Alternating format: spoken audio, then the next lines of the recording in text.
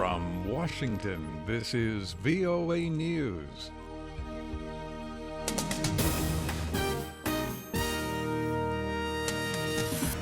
I'm Dave DeForest reporting an earthquake strikes Afghanistan and Pakistan. Nearly 300 people were killed and 1,700 injured. The U.S. Geological Survey says the quake was centered in northern Afghanistan and registered a magnitude of 7.5. The casualty figures are expected to rise.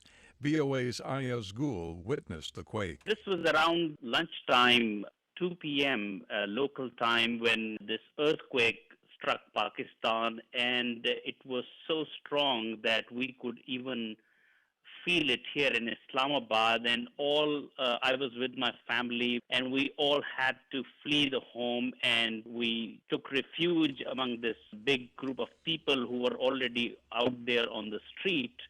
And we could see our homes, our houses, and buildings around us. They were really shaking. VOA's Ayaz. A raid on an Islamic State cell in southeastern Turkey has left 2 Turkish police officers and 7 militants dead. The gunfight broke out when the police raided a number of houses in Diyarbakir.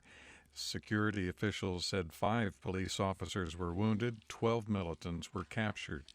Climate change, trade, maritime cooperation in the South China Sea, those all top the agenda as Indonesian President Joko Widodo is to meet with U.S. President Barack Obama at the White House. Mr. Widodo is the first Indonesian leader to visit the United States in a decade.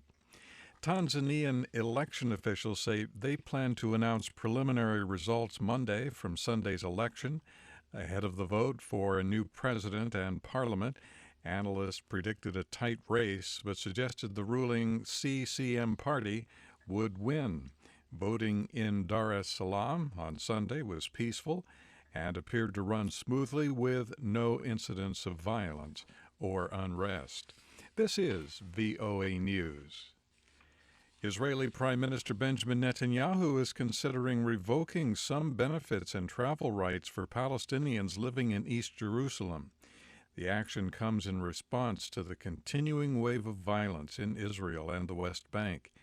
Israeli officials said Monday Mr. Netanyahu has ordered a review of policies that grant Israeli social benefits to Palestinians in East Jerusalem and the ability to move freely in Israel, rights Palestinians living in the West Bank do not have.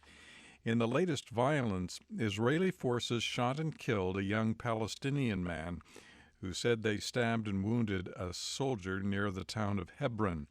Hours later, soldiers killed another Palestinian after he tried to stab an Israeli. South Sudan's rebels signed an agreement Monday to finalize the implementation of a security arrangement. Marta van der Wolf reports. A delegation of South Sudan's rebel forces signed the details of security arrangements Monday morning. The government delegation and a group of former political leaders and detainees signed the agreement in September, but the rebels had refused.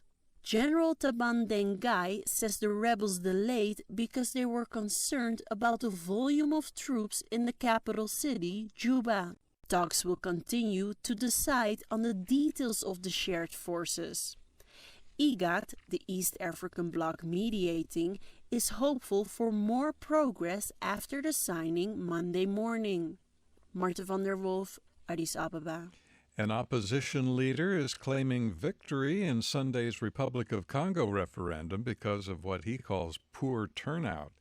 Guy Kinfusia-Romain, president of the Union for Democracy and Republic Party, said the Congolese people heeded the opposition call to stay at home.